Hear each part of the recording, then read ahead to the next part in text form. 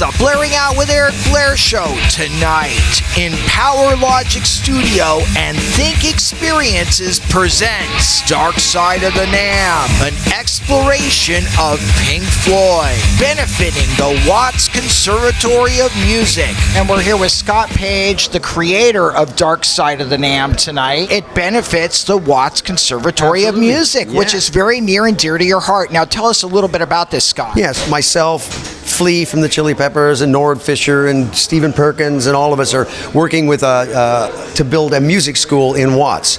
So this is our first night coming out because, you know, music has been so taken out of all the schools, and we want to start bringing it back. So we're using this as our sort of test case to kind of build a model, and then we can kind of repeat that as we go. So this year's event is about getting everybody here, invited all the industry, all the companies, came in and said, come on down, I'm going to show you what we're going to do. We're going to talk about what we're doing, and then next year I'm going to come back and I'm going to get you, take out your checkbook to help us out. But yeah, seriously, we're very excited about it. We've been working out of Markham Middle School, and it's just great. I mean, people don't realize, I mean, music is just ingrained in everybody, and to see it taken out now and all those, you know, the kids aren't learning about the classics, they're not learning about, you know, the jazz and stuff like they did before. So our goal is really to figure out how we can get music back into the schools, because at the bottom level, the quantum level, we're just a freaking note. We're a vibration, and music changes everything in everybody's lives, even if they don't know anything about it. Scott, tell us about the brainchild of creating the Pink Floyd experience that is performing tonight. It's called Think Experience, and the first Think Experience has been a Think Floyd experience. We're going to think a lot of different experiences,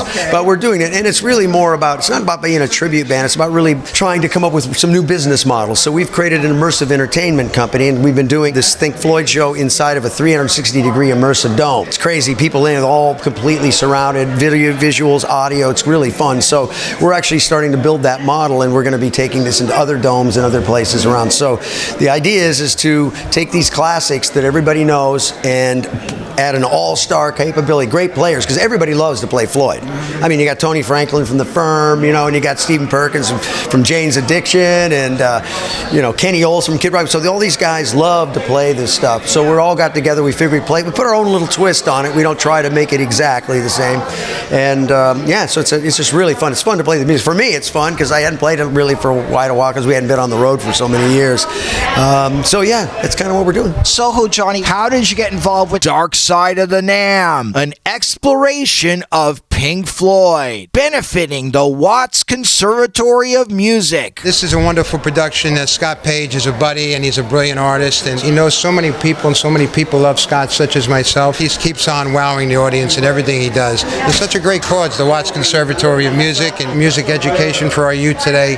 Such great causes, and such a heartfelt guy, and I'm just privileged to be here as part of it. Soho Johnny, what have you got going on right now? I'm a producer. I produce concerts. I've done a lot of benefit work for American Cancer Society, which is a heartfelt. I think it touches all of us.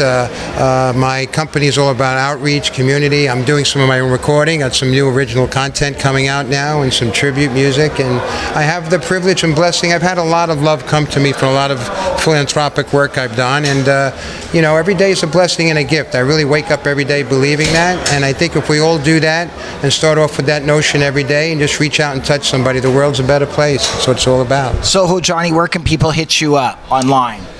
Online, SohoJohnny.com, John at SohoJohnny.com, on Facebook, Soho Johnny LLC, and my personal page, John Soho Johnny Pasquale. Nice. Soho Johnny, thank you for your time. Have a fantastic night. Thank you for having me. Blairing Out with Eric Blair. Fabrizio, how did you get involved in Dark Side of the NAMM, an exploration of Pink Floyd, benefiting the Watts Conservatory of Music. Glenn, one of the organizers, Glenn Stein, and Scott Page, saxophone player, and Stephen Perkins. We're all very good friends. We always get involved in this kind of initiatives. We did something last year. We thought, what are we doing this year? And then, you know, the thing with the conservatory came up and says, okay, let's bang. Let's start to make some calls and call in some friends. And that's actually the main band, Pink Floyd. Some of the guys actually in the band do perform with Pink Floyd. And then there is a bunch of other musicians, friends that are joining in, and they're recreating this particular experience. We thought it was a great way to start the evening and to start off this event in support of the Watts Conservatory of Music, which is a great initiative because it's a way to give back to the community and keep kids out of trouble and get them close to music, since music programs in schools are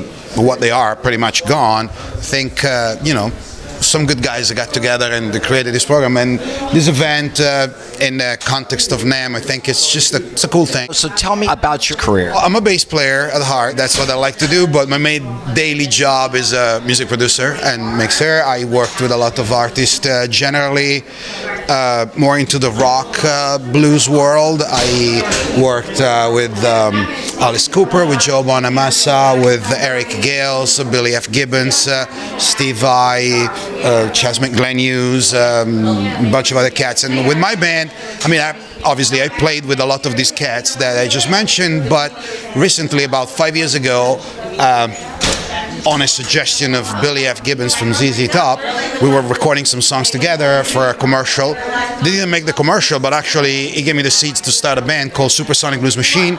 We were recording nowadays, right in these days, our third record, which is doing fantastic. We're putting together a tour for this summer. The particularity of this band is that not only in studio but also live, we bring some of our colleagues, friends. So my co-partners in Supersonic Blues Machine, Chris Barras and Kenny Aronoff, coming in at the end of the night. What we do is like blues rock, not I would say the stereotypical blues rock. There are also influences of Americana, there is funk, there is soul, and kind of like we really try to let it loose. The myth, the legend, awesome vocalist, Roberta Freeman. Roberta, tell me what's important about Dark Side of the NAMM, an exploration of Pink Floyd, benefiting the Watts Conservatory of Music. The benefit itself, it's really important. It's really important that, children are taken care of, and it's just a great cause. And when I was growing up, if there was no music where I was, I don't know how I would have thrived.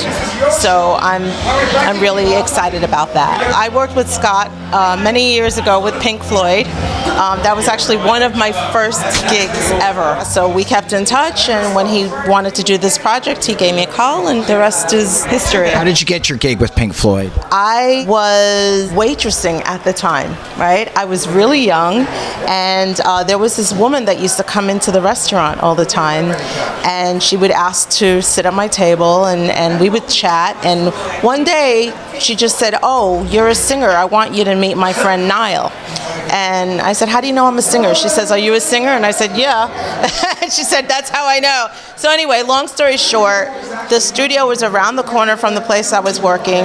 I went to the studio with my little demo tape, right? And I knocked on the studio door in Manhattan, in the Village, and Nile Rodgers answered the door, and that was amazing. And they took pictures and they listened to me, and they decided that I would be a good fit with Lorelei and her sister, because Lorelei was the person who would visit me. So Lorelei McBroom and Durga McBroom, and that was it. Were you in Chic? Well, actually, I wasn't in the band, but I did perform with Chic at another benefit in Madison Square Garden, and it was a Paul Simon benefit benefiting homeless children. It was with Chic, and I sang with Debbie Harry and Grace Jones for Lou Reed, and then we also sang with Nile Rodgers and Chic, and it was an amazing night, and I'm hoping that tonight is going to be amazing too. Did Niall get you the gig with Pink Floyd? What led to that? Well, he was talking with David Gilmour, and I guess David Gilmour had girls out already on tour, and he wanted to hire more girls because he was planning on filming the tour for a movie. And so we went out there, and he wanted people that could really sing. He didn't want video furniture, so he wanted to make sure we had the right look, but also that we could really sing. So that's where, Listening to Me came in, and they decided that, I guess I had the chops. And I'll tell you, I was standing, 10 feet away from David Gilmour on stage, and I was literally pinching myself because that was my first real gig, It was a big deal. Stephen Perkins, you're here tonight to perform Dark Side of the NAMM, an exploration of Pink Floyd, benefiting the Watts Conservatory of Music. How did you get involved with this, and what is important about it to you? Okay, Think is the band, and we are performing Pink Floyd music and then 20 extra songs after with a bunch of great musicians gathering, like you said, to bring music instructors, and instruments to Watts. Now, David Moss is working with Gelson's Market, working with Flea, the bass player, working with Golden Voice Promotions. I met David Moss many years ago. I produced his son's band. His son's a great drummer, and I kind of supervised more than produced, but I had a great time. So that was how I met David, and I've seen him take on things and get them done over and over. So I thought, I want to get involved with David. Now he's got a cannabis company. So the cannabis company's doing the right thing with the money. They're going to build a school. Flea's already built one in Silver Lake. This is his number 2. So I'm here to help talk about it, play for it, and hopefully get some instruments, instructors, and raise money, of course, for the school. My first music teacher was Jim Engel. Was 9, 10, 11, 12, taught me how to play drums. Second teacher was Mr. Combs. He was the marching band. He showed me what trombones and tubas, the power of all that. These guys made imprints on me, impacted my life.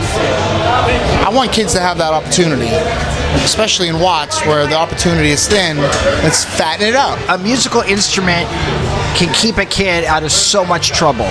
It opened up my whole life for me. I don't know what I would be without drums. I was shy. I didn't like to talk in public.